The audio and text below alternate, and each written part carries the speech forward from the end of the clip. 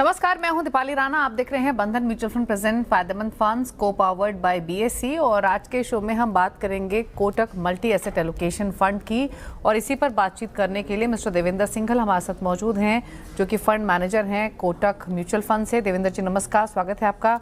और अपने व्यूअर्स को हम Kotak multi asset allocation fund की बात बताएं तो सितंबर 2023 में ये फंड आया है और लगभग 13,000 करोड़ के आसपास का इसका AUM है। इम्पॉर्टेंट ये है, एज नेम इंडिकेट, आपको काफ़ी सारे एसेट क्लासेस का कॉम्बिनेशन मिलता है इस फंड के अम्ब्रेला के अंडर। कहाँ कहाँ कितना एलोकेशन है, किस तरीके की परफॉर्मेंस रही है, क्या एंटिसिपेट करके चले, सब पर हम बातचीत करेंगे मिस्टर सिंघल से। सर नमस्कार, एक बार फिर से स्वागत है आपका। तो पहले तो इनफैक्ट एक मार्केट्स पर आपका व्यू लेना चाहेंगे। जिस तरह की ग्लोबल अनसर्टेनिटी बनी हुई है, वेस्ट एशिया क्राइसिस को लेकर कोई मीनिंगफुल सोल्यूशन निकल नहीं रहा है, कच्चा तेल लगातार टेंशन दे रहा है, $100 के ऊपर टिक कर, रुपया ऑल टाइम लो पर है। ऐसे में जो ये इकोनॉमिक फैक्टर्स प्ले हो रहे हैं, जो ग्लोबल मार्केट्स के हालात हैं, कहीं किसी किसी दिन बहुत टर्बुलेंस मार्केट में उसकी दिखाई देती है। कैसे आप देख रहे हैं करंट मार्केट्स को, इन सब डेवलपमेंट्स न्यूज़ फ्लो के बीच में? क्या सजेशन अपने क्लाइंट्स को दे रहे हैं? सबसे पहले आप सब नमस्कार आपके सभी दर्शकों का, और मुझे शो में आमंत्रित करने के लिए शुक्रिया। जैसा आपने कहा कि वेस्ट एशियन क्राइसिस के कारण मार्केट में काफ़ी उथल-पुथल चल रही है और हलचल हो रही है। तो ये एक्चुअली अगर आप देखो, हम भारत एनर्जी के लिए कच्चे तेल पे बहुत ही निर्भर करता है, और उसका उछाल या ऊपर रहना हमारी इकॉनमी के लिए लंबे समय के लिए अच्छा नहीं है। तो अभी तो सभी लोग पहले ये उम्मीद कर रहे थे कि ये जो वॉर है, ये जल्दी इसका कोई सॉल्यूशन निकल जाएगा। बट जैसे जैसे टाइम व्यतीत हो रहा है, ऐसा लग रहा है कि ये थोड़ा लंबा चलने वाला है, और इसके कारण ही मार्केट में थोड़ा सा जो कच्चे तेल को लेके अनुमान है वो ऊपर ही जा रहे हैं अभी, और सभी लोग इस पे थोड़ा सा चिंतित हो रहे हैं। बट आई थिंक अगर आप पूरा इसको देखें और कोई भी पुरानी क्राइसिस को देखें, हमको ऐसा लगता है कि मार्केट जल्दी ही ये निश्चित कर लेगा कि ये सॉल्यूशन इस पे होने वाला है या ये लंबा चलने वाला है, और उसके मुताबिक ही मार्केट इन सब चीजों को फैक्टर करना शुरू कर देगा अगले, हमको लगता है अगले कुछ ही हफ्तों और महीनों के अंदर। तो आपको यहाँ से एक, अगर आप 2-3 साल का व्यू देखते हैं, तो आपको उसके हिसाब से आपको अपने पोर्टफोलियो को एलोकेशन करना चाहिए, और जहाँ पे भी आपको वैल्यू दिखता है वहाँ पे आपको अपना पोर्टफोलियो बनाना चाहिए, ऐसा हम उम्मीद करते हैं। अच्छा, एक क्विकली एक क्वेश्चन अर्निंग्स पर भी मिस्टर सिंघल आपसे, और उसके बाद हम फंड की बातचीत करेंगे। जो सो फार अर्निंग्स आए हैं, मेजॉरिटी ऑफ अर्निंग्स हम देख चुके हैं, कैसी लगी आपको? क्या पॉजिटिव नेगेटिव्स देखे? और मोस्ट इम्पॉर्टेंट, जो जिस एनर्जी क्राइसिस की आप बात कर रहे हैं, higher crude oil prices, higher commodity cost का इम्पैक्ट हमने कई सेक्टर्स की कंपनीज के मार्जिन्स पर देखा है। बट इम्पॉर्टेंट ये है कि जहां हम एंटिसिपेट कर रहे थे कि शायद अर्निंग्स रिकवरी यहां से आना शुरू होगी, तब अचानक से West Asia crisis, then crude oil का मूवमेंट, कहीं ना कहीं डर ये है कि अब जो अगली अर्निंग्स आएंगी, जो Q1 की अर्निंग्स आएंगी, वहां पर शायद ज़्यादा इम्पैक्ट दिखाई देगा, क्योंकि वी आर ऑलरेडी इन में और अभी भी क्रूड प्राइसेस हायर साइड पर हैं। तो एक्चुअल पेन शायद अभी रिफ्लेक्ट हुआ नहीं है, शायद होना बाकी है। कितना सीरियस कंसर्न ही हो सकता है अर्निंग्स के पॉइंट ऑफ व्यू से, और अब तक के अर्निंग्स आपको कैसे लगे? तो दीपाली, अब तक की जो अर्निंग्स आई हैं, अगर हम लार्ज कैप्स की बात करें या निफ्टी या सेंसेक्स की कंपनीज की बात करें, तो ऑलमोस्ट 60-70% ऑफ द कंपनीज के रिजल्ट्स आ चुके हैं। तो उसमें भी ऑलमोस्ट 70% कंपनीज ऐसी हैं जिनके एबिटा और प्रॉफिट्स उम्मीद से के अनुसार हैं या उम्मीद से बेहतर हैं। तो this is a very healthy situation, ये अच्छा ही है सो फार। बट जैसा आपने कहा कि कच्चे तेल का जो प्राइसिंग है वो अभी कहते हैं कंपनीज के नतीजे पे नहीं रिफ्लेक्ट हुआ है। बहुत सारी कंपनीज ने इसको मद्देनजर रखते हुए प्राइसिंग इंक्रीज भी किया है या कुछ करने के अनाउंसमेंट भी कर रहे हैं। तो अगले 1-2 क्वार्टर में आपको इसका इम्पैक्ट जरूर दिखेगा, और हमको लगता है कि वहां पे एक टाइम आएगा जब आप FY27 की जो अर्निंग्स है, ओवरऑल मार्केट की अर्निंग्स, वहां पे थोड़ी कटौती देखने को मिलेगी। बट ये निर्भर करता है कि कितना लंबा ये समय व्यतीत होने वाला है कच्चे तेल के ऊपरी भाव को देखते हुए। But at this point in time, अगले क्वार्टर के नतीजों तक हमको लगता है कि थोड़ा बहुत अर्निंग्स में कट आएगा। बट काफी सारी कंपनीज बहुत ही कॉन्फिडेंट है कि they would be able to pass on the price increases to the end consumer, और वहां पे उनके एबिटा मार्जिन को सस्टेन कर पाएंगे। Okay, fair enough. तो वेट एंड वॉच तो रहेगी डेफिनेटली आगे जाते हुए यहाँ से, और होप तो यही कर रहे हैं कि जल्द से जल्द ये क्राइसिस सॉर्ट हो और स्टेबिलिटी मार्केट्स में आए। अब बात करते हैं Kotak multi asset allocation fund की। तो जैसे नेम इंडिकेट करता है, हमारे व्यूअर्स को भी जानकारी होगी कि मल्टी एसेट यानी अलग अलग एसेट क्लास में एक्सपोजर आपको इस फंड के थ्रू मिलेगा। तो mister Singhal, equity, debt, commodities, किस तरीके से प्लेसमेंट है ओवरऑल, कितना परसेंटेज एलोकेशन किस किस एसेट क्लास में आपने रखा हुआ है इस फंड के थ्रू? तो दीपाली, जब भी हम मल्टी एसेट की बात करते हैं तो उसका मतलब है कम से कम 3 एसेट क्लासेस आपको उस फंड में चाहिए, और कम से कम 10% हर एसेट क्लास में होना चाहिए। आज की डेट में अगर हम बात करें तो हमारा 70% के आसपास इक्विटी में एलोकेशन है, जो कि नेट एलोकेशन है। हमारा कोई 15% के आसपास कमोडिटी के अंदर एलोकेशन है, और बाकी डेट के अंदर। ओके, अच्छा, और जो ये आपका एलोकेशन है 70%, 15% स्पेशली कमोडिटी और इक्विटीज़ में, ये एलोकेशन क्या रिसेंट पास्ट में आपने कुछ शफल किया है? क्योंकि मैं पढ़ रही थी कि सिल्वर में आपका एक्सपोजर था पास्ट में, जिसने काफ़ी अच्छे रिटर्न्स जनरेट करने में मदद की। तो ये जो एक्सपोजर है, ये रिसेंटली आपने थोड़ा चर्न किया है किसी भी इक्विटी की तरफ? तो हमारा इक्विटी का एक्सपोजर बढ़ा है पिछले 3-4 महीनों में। जैसे जैसे मार्केट में गिरावट आई है और वैल्यूएशन सस्ते हुए हैं, तो हमारा इक्विटी एक्सपोजर उसके हिसाब से बढ़ा है। और ज्यादातर जो फंडिंग हुई है वो कमोडिटी से हुई है। जो हमारा कमोडिटी एक्सपोजर एक टाइम पे 20-22% के आसपास चला गया था, वो हमने उसको कम करके आज 14-15 के आसपास हम हैं। तो इक्विटीज डेफिनेटली हमको यहाँ पे ज्यादा अट्रैक्टिव लगती हैं कमोडिटीज के मुकाबले, बट कमोडिटीज के अंदर भी हमको अच्छा रुझान दिखता है आने वाले टाइम में। ओके, मैं इक्विटीज़ पे बात करूंगी, लेकिन उससे पहले कमोडिटीज़ पर ही, क्योंकि स्पेशली ये इंपोर्ट ड्यूटीज़ में जो बदलाव हुए हैं उसके बाद तो वापस से थोड़ी फायर गोल्ड सिल्वर में रीइग्नाइट होते हुए दिखाई दी है। तो ये जो 15% का एलोकेशन एग्जैक्टली ये कमोडिटीज़ में भी कहाँ प्लेस किया हुआ है आपने, और क्या आउटलुक है? जैसे आपने कहा कि थोड़ी ग्रोथ दिख सकती है, क्या ओवरऑल व्यू है आपका इस बुलियन साइकिल पर या कमोडिटी साइकिल पर? जब भी हम कमोडिटीज की बात करते हैं तो हम जनरली प्रेशियस मेटल्स की ही बात करते हैं, बिकॉज ये एक हेज देता है ओवरऑल पोर्टफोलियो को बाकी दूसरी एसेट क्लासेस के साथ। तो इसको सिर्फ रिटर्न के पर्सपेक्टिव से नहीं देखना चाहिए, इसको थोड़ी पोर्टफोलियो स्टेबिलिटी के हिसाब से और लो कोरिलेटेड एसेट क्लास के हिसाब से देखना चाहिए पोर्टफोलियो में। हमारा जो व्यू है वो ये है कि जितनी भी ये उठापटक ग्लोबल बाजारों में हो रही है, क्राइसिस, कभी कहीं पे वॉर हो रहा है, कभी कहीं पे हो रहा है, जो इकोनॉमिक पॉलिसीज है वो भी काफी चेंज हो रही हैं, तो उसको मद्देनजर रखते हुए हमारा ओवरऑल प्रेशियस मेटल्स के ऊपर व्यू पॉजिटिव ही है। और स्पेसिफिकली सिल्वर के ऊपर अब जब सब बात होने लगी है रिन्यूएबल्स पे, ईवी के ऊपर दोबारा से, तो आई थिंक सिल्वर डेफिनेटली एक ज्यादा थोड़ा उसमें इंडस्ट्रियल का आउटलुक भी उसके साथ मैच कर रहा है। तो हमारा व्यू सिल्वर पे ज्यादा पॉजिटिव है गोल्ड से, बट दोनों पे पॉजिटिव व्यू है।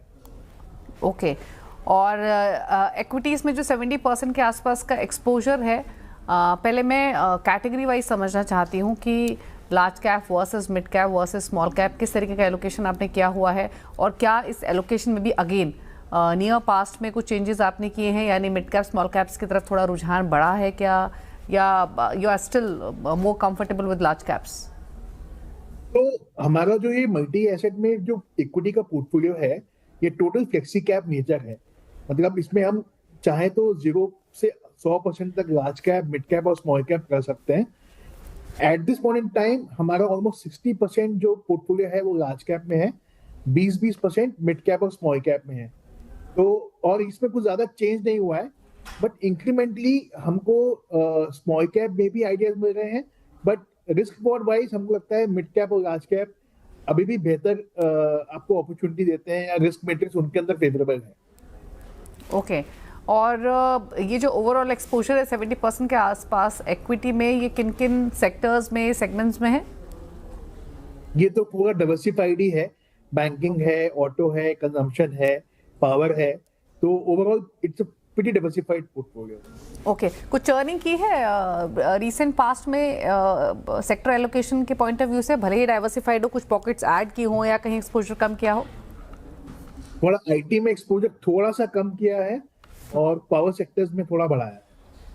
ओके अच्छा, डेट एलोकेशन की बात करें तो हालांकि मेजरली आप एक्विटीज़ में है, स्मॉलर पोर्शन कमोडिटीज़, जिस तरीके का इंटरेस्ट रेट साइकिल एंटिसिपेट कर रहे हैं डोमेस्टिक या इंटरनेशनल मार्केट्स में, किस तरीके का इम्पैक्ट डेट एलोकेशन पर तब पड़ता है या क्या स्ट्रैटेजी तब आपकी रहती है? तो इसके अंदर हमारी जो डेट की स्ट्रैटेजी है वो डायनामिक ही है, but low to medium maturity in mind. तो हम लोग इसमें बहुत लंबा अवधि वाला रिस्क नहीं लेते हैं और क्रेडिट रिस्क तो बिल्कुल भी नहीं लेते हैं। तो मीडियम मैच्योरिटी के हिसाब से जहाँ पे आप अप्रूवल्स के ऊपर फोकस करते हुए कि आपको एक 7-8% के आसपास का कूपन रेट मिलता है, तो उसके हिसाब से हम देख के इसको आगे एक्सपोजर है हमारा वहाँ पे। बट अगर अपॉर्चुनिटी आई तो इसके अंदर हम ऊपर नीचे भी कर सकते हैं मैच्योरिटीज में, but at this point in time medium term maturity is where we are. Okay, derivatives या कोई हेजिंग एक्टिवली एसोसिएटेड नहीं है ना शायद इस फंड से, मिस्टर सिंघल?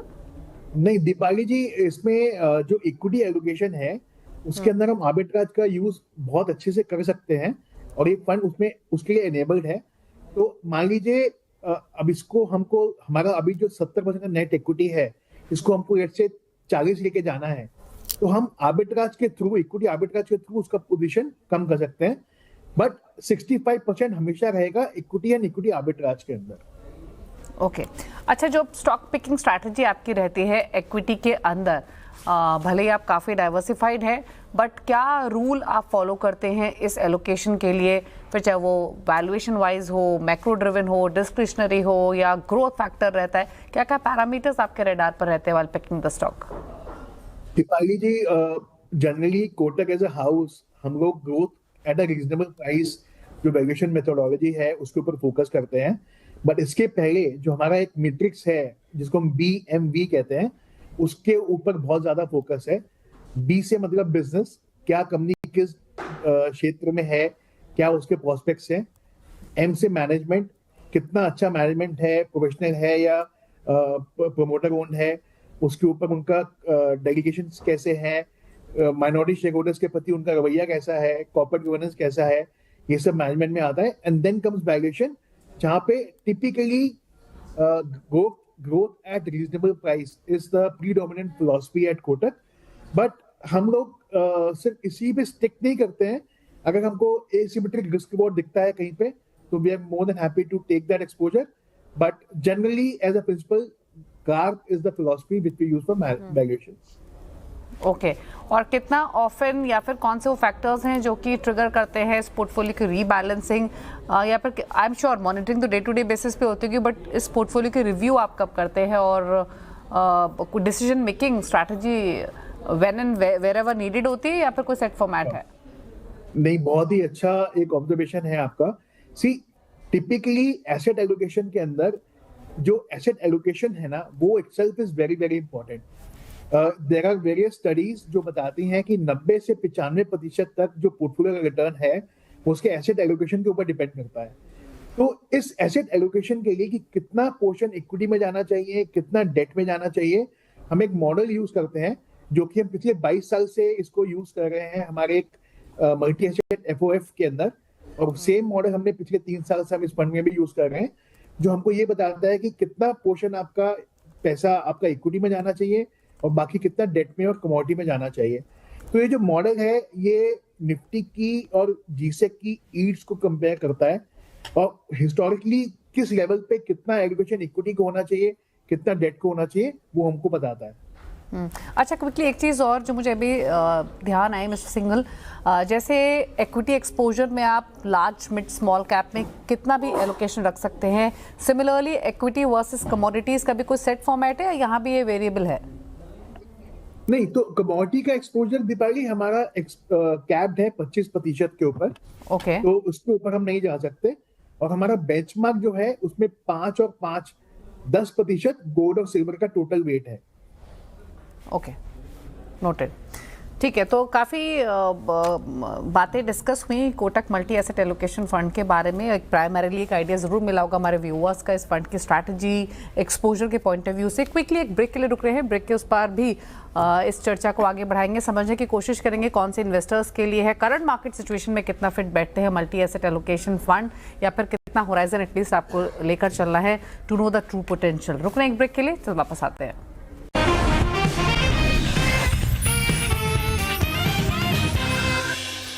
ब्रेक के बाद आपका स्वागत है। आप देख रहे हैं बंधन म्यूचुअल फंड प्रेजेंट फायदेमंद फंड्स को पावर्ड बाय बीएसई। आज हम बात कर रहे हैं कोटक के मल्टी एसेट एलोकेशन फंड की, और हमारे साथ कोटक म्यूचुअल फंड से fund manager mister Devendra Singhal मौजूद हैं, जो इस फंड पर कर रहे हैं चर्चा। अच्छा मिस्टर सिंघल, मार्केट कंडीशंस के हिसाब से भी कभी स्ट्रैटेजी चेंज होती है क्या? कभी सीवियर फॉल मार्केट में आए या बहुत ज़्यादा तेज़ी बने, या फिर बेसिकली मैं ये जानना चाहती हूँ कि जब मार्केट साइकिल्स चेंज होती हैं या फिर जब मार्केट में हम एक्सट्रीम तेज़ी या नर्वसनेस देखते हैं, तब आपकी एलोकेशन स्ट्रैटेजी ट्रिगर होती है क्या, या फिर जो भी आपने पोर्टफोलियो बनाया है या स्ट्रैटेजी बनाई है उसका रिटेन करते हैं for a certain period of time? Deepali, जब भी हम हाइब्रिड स्ट्रेटजीज की बात करते हैं ना, तो उनका सबसे बड़ा फायदा यही है कि वो जो एसेट एलोकेशन है वो ह्यूमन सेंटिमेंट से अलग होकर चलता है। तो अगर आप मॉडल्स को यूज कर रहे हैं तो उसके अंदर हम अपना ज्यादा दिमाग नहीं लगाते कि जो मॉडल बोलता है उसके हिसाब से ही इक्विटी और डेट का एलोकेशन करते हैं, क्योंकि अगर हम यहाँ पे अपना उसके मॉडल के ऊपर दिमाग लगाने लगेंगे तो फिर मॉडल का मतलब नहीं है। तो मार्केट में अगर मॉडल बोलता है कि आप इक्विटी बढ़ाइए तो इसमें इक्विटी बढ़ता है, अगर मॉडल बोलता है इक्विटी कम कीजिए तो हम इक्विटी कम करते हैं। और जैसा आपने कहा, अगर मान लीजिए मार्केट में सेंटिमेंट बेयरिश है, मार्केट नीचे जा रहा है, तो वहां पे वैल्यूएशंस आपके सस्ते हो जाते हैं। तो टिपिकली हमने देखा है कि उस टाइम पे मॉडल बोलता है आप इक्विटी बढ़ाइए, और जब मार्केट में वैल्यूएशन ज्यादा महंगा होता है तब वो इक्विटी कम होता है हमारा। Okay. तो इसके अंदर हम मॉडल्स के ऊपर हम ज्यादा दिमाग नहीं लगाते। हाँ, इंडिविजुअल स्टॉक्स के अंदर we can play high beta, low beta depending on our view, but in terms of allocations we don't use too much outside what the model says. अच्छा, एक चीज़ और इंटरेस्टिंग है मिस्टर सिंघल, जब हम अपना यूजुअल शो करते हैं जहाँ पर हम personal finance related queries viewers के एड्रेस करते हैं, तो एक बहुत ही कॉमन क्वेश्चन अराइज होता है कि मार्केट ख़राब लग रहा है या मार्केट को लेकर नर्वसनेस है, कौन सा फंड ले लें। तो ज़्यादातर एक जवाब आता है कि आप एक मल्टी एसेट एलोकेशन फंड तो ज़रूर रखिए ऐसे मार्केट में। तो उसी रेलेवेंस को आपसे समझना चाहेंगे Kotak multi asset allocation fund के पॉइंट ऑफ व्यू से ही, जब मार्केट में टर्बुलेंस हो, नर्वसनेस हो, क्लैरिटी ना हो डायरेक्शन को लेकर, तब मल्टी एसेट एलोकेशन का रोल क्या हो सकता है एक पोर्टफोलियो में, या कितनी रेलेवेंस हो सकती है? Multi asset allocation fund definitely एक बहुत ही अच्छी अपॉर्चुनिटीज है रिटेल इन्वेस्टर्स के लिए, लंबे समय में मार्केट के लिए बने रहने के लिए। क्योंकि जब मान लीजिए मार्केट अच्छा चल रहा है तब जो इक्विटी एलोकेशन है वो आपको रिटर्न देता है। जब मार्केट खराब है तो डेट और कमोडिटीज आपको उसमें सहारा देते हैं उस रिटर्न के लिए। और जब सेंटिमेंट खराब है, जब कोई भी इक्विटी को नहीं देख रहा, और जब तो ये फंड क्या करते हैं कि आपका पोर्टफोलियो रीबैलेंस करते रहते हैं टाइमली। जैसे जैसे मार्केट ऊपर नीचे होता है, जैसे जैसे अर्निंग्स ऊपर नीचे होती हैं, उसके हिसाब से आपका एलोकेशन ऊपर नीचे होता रहता है। तो लंबे समय के लिए ये बैलेंसिंग आपके लिए बहुत इंपॉर्टेंट रहती है और आपको एक स्मूथर जर्नी देती है मार्केट में बने रहने के लिए। तो definitely these funds are very very important and they should be used effectively by retail investors बहुत लंबे समय के अवधि के लिए भी। ओके और क्योंकि जब वेरियस कैटेगरीज की बात करें मिस्टर सिंघल, तो हाइब्रिड फंड्स भी आते हैं, फ्लेक्सी कैप फंड्स भी आते हैं, बैलेंस्ड एडवांटेज फंड्स भी आते हैं, मतलब मार्केट टर्बुलेंस के पॉइंट ऑफ व्यू से यूजुअली कहा जाता है। उन सब से कैसे डिफरेंशिएट आप कर पाएंगे मल्टी एसेट एलोकेशन फंड को, अगर आप हमारे व्यूअर्स को बता पाए? देखिए, एक तो मल्टी एसेट में आप जैसे फ्लेक्सी कैप में सिर्फ इक्विटी है, 100% इक्विटी रहता है। तो जो फ्लेक्सी कैप की इक्विटी है वो यहाँ पे हम फ्लेक्सी कैप तरीके से इक्विटी को मैनेज कर सकते हैं। जो बैलेंस एडवांटेज फंड्स हैं उसके अंदर इक्विटी और डेट रहता है, ये दो एसेट क्लासेस रहती हैं। तो यहाँ पे इक्विटी है, डेट है, कमोडिटीज है, रीट्स इनविट्स है और ओवरसीज इक्विटीज भी है। तो ये पांचों एसेट क्लासेस इस फंड के अंदर आप इन्वेस्ट करने को मिल सकती हैं। ऑब्वियसली इंटरनेशनल इक्विटीज का भी एक्सपोजर लिमिटेड है, आरबीआई के वो लिमिट्स खत्म हो गए हैं तो अभी एक्सपोजर नहीं है, but as a envelope it can give you equity which is flexi cap in nature, it can give you debt, it can give you commodities, it can give you commodity arbitrage also, it can give you REITs and InvITs and it can give you international exposure. तो एक envelope के नजरिए से ये बहुत ही बढ़िया fund है, जो आने वाले जो जितने भी एसेट क्लासेस हैं उसके अंदर आपको इन्वेस्टमेंट करने को मिल सकता है इस फंड के थ्रू। ओके और अगर कोई viewer Kotak multi asset allocation fund को अपने पोर्टफोलियो में रखना चाहे तो क्या इसको एक सैटेलाइट पोर्टफोलियो के तौर पर भी क्रिएट कर सकता है, या फिर इस कैटेगरी के साथ और भी कैटेगरीज को जोड़ना इंपॉर्टेंट रहेगा? क्या सजेशन रहेगा आपका? Typically, diversified equity funds like a flexi cap or a multi cap fund, they are the core strategies. And then if somebody wants कि मेरे को डेट भी चाहिए, मेरे को प्रेशियस मेटल्स भी चाहिए, तो multi asset can be a main strategy, core strategy, not a satellite strategy. Satellite strategies के लिए आप आपका mid cap, small cap exposures देख सकते हैं या थीमेटिक फंड्स देख सकते हैं, बट मल्टी एसेट या strategies like multi cap and flexi cap, they are actually part of core strategy and not satellite strategy. Okay और रिस्क एपेटाइट के हिसाब से आप Kotak multi asset allocation fund को कहाँ प्लेस करेंगे इन्वेस्टर पॉइंट ऑफ व्यू से? क्योंकि इक्विटी ज्यादा है, 65% के आसपास एवरेज इक्विटी रहता है, तो डेफिनेटली इक्विटी का रिस्क तो है ही, तो इसको आप उसी नजरिए से देखें।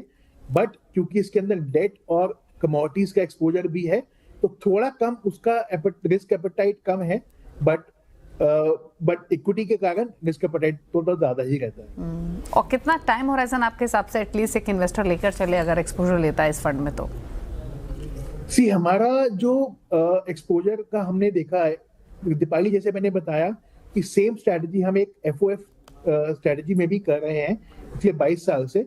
तो कोई भी इन्वेस्टर अगर वहां पे 5 साल के लिए टिका है वो किसी भी टाइम पे आया है, तो उसका कभी भी नेगेटिव रिटर्न नहीं गया है और एवरेज रिटर्न 10% के आसपास रहा है।